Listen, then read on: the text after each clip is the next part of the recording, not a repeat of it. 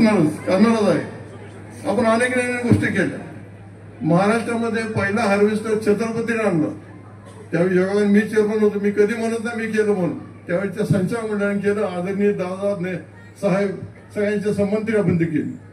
आणि import duty आपण 0 import duty आणलं होतं, त्या साहेबांनी खूप मदत केली होती। आयात कर त्या मशीनवर आला नव्हता अजिबात। अशा म्हणजे महाराष्ट्रात पहिल्यांदा आपण हार्वेस्टिंग मशीन आणली।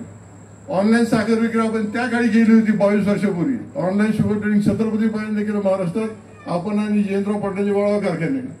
अशा पद्धतीने पुढच्या 25 वर्षाचा वेग देऊन आपण ही सहकारी साखर कारखानदारी चालवली। असंच आपल्या पुढे करायचंय।